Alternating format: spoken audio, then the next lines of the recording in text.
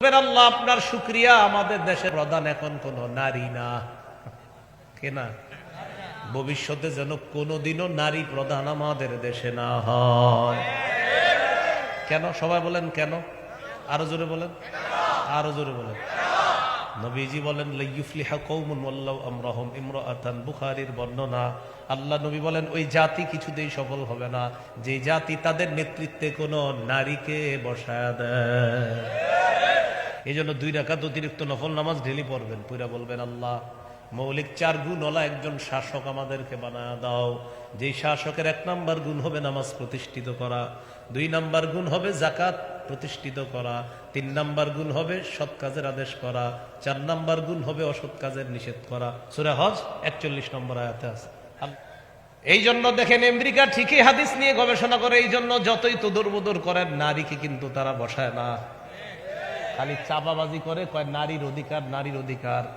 এই কথা বইলা আমাদেরকে ওষুধ টিকেই খাওয়ায়, কিন্তু নিজেরা কিন্তু নারী বসায় না, কারণ জানে নারী বসাইলে আমরা শেষ। প্রিয় দর্শক, এবার আমাদের শাইখুল হাদিস আরিফ বিন হাবিবও মুখ খুললেন নারীদের ক্ষমতায়ন নিয়ে।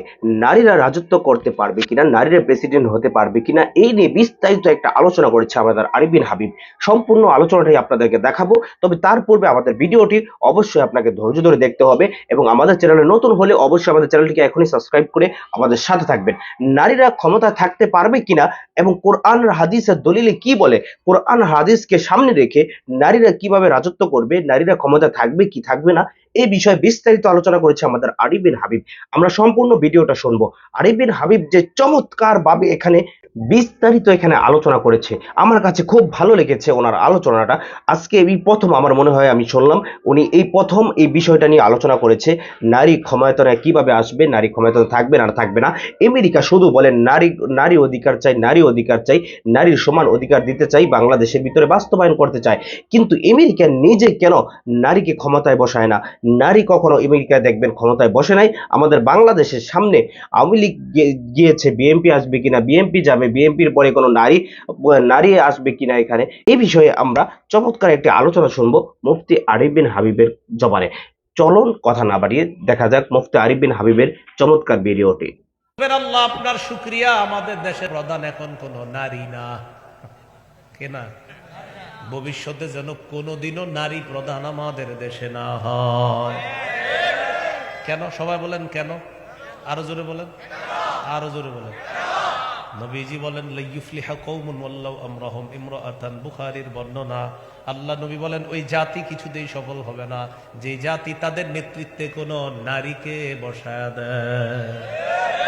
এই জন্য 2 রাকাত অতিরিক্ত নফল নামাজ ডেলি পড়বেন, পুরা বলবেন আল্লাহ মৌলিক 4 গুণওয়ালা একজন শাসক আমাদেরকে বানায় দাও। যেই শাসকের 1 নাম্বার গুণ হবে নামাজ প্রতিষ্ঠিত করা, 2 নাম্বার গুণ হবে যাকাত প্রতিষ্ঠিত করা, 3 নাম্বার গুণ হবে সৎ কাজের আদেশ করা, 4 নাম্বার গুণ হবে অসৎ কাজের নিষেধ করা। সূরা হজ 41 নম্বর আয়াতে আছে। এই জন্য দেখেন আমেরিকা ঠিকই হাদিস নিয়ে গবেষণা করে, এই জন্য যতই তদুর করেন নারীকে কিন্তু তারা বসায় না, খালি চাপাবাজি করে, কয় নারীর অধিকার নারীর অধিকার। এই কথা বইলা আমাদেরকে ওষুধ টিকেই খাওয়ায়, কিন্তু নিজেরা কিন্তু নারী বসায় না, কারণ জানে নারী বসাইলে আমরা শেষ। এরা জানে যে নারী বসাইলে এরা শেষ হবে, এই জন্য খালি আমগো উপরে চাপায় দেয়, নিজেরা কিন্তু আপনার দেখবেন এই মনে হচ্ছে এই এই নারী হয়ে গেল আমেরিকার প্রেসিডেন্ট, কিন্তু মুহূর্তেই শুনবেন না, কোনোভাবেই না। কারণ বেঈমান যারা আছে, বেঈমানরা আমার নবীর হাদিস নিয়ে গবেষণা করে করে মুসলমানদের উপরে নারীদেরকে চাপায়া দিয়া নিজেরা পুরুষ শাসকের ক্ষমতা নিজেরা রাখে।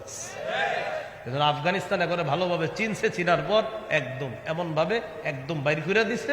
3 বছর আগে আফগানিস্তানকে কেউ গণে নাই, এখন আফগানিস্তান বলে তোমাদেরকে গোনার টাইম নাই।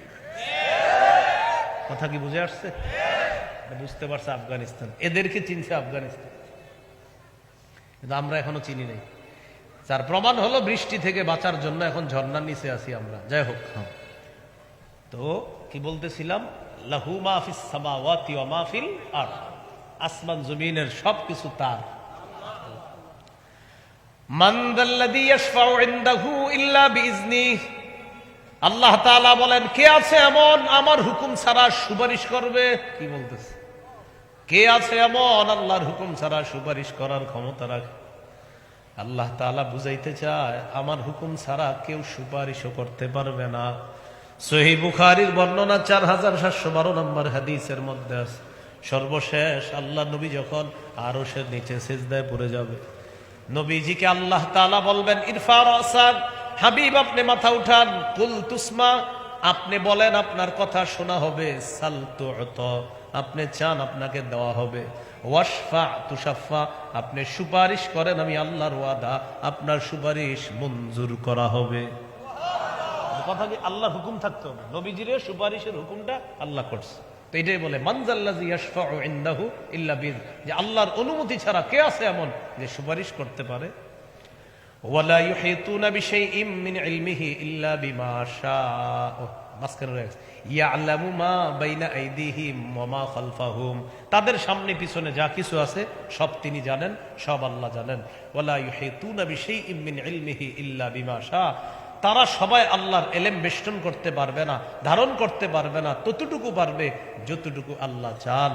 এরপরে আল্লাহ বলেন ওয়ালা ইয়াউদুহু হিফযুহুমা, আসমান জমিন সংরক্ষণে আল্লাহকে ব্যাক পেতে হয় না, কষ্ট পেতে হয় না। আমি আসার পর অনেকে জিজ্ঞাসা করছে হুজুর কষ্ট হয়েছে আসতে, তখন আমরা বলি হা ভাই জ্যাম ছিল, একটু ওই জায়গায় ঝামেলা হয়েছে।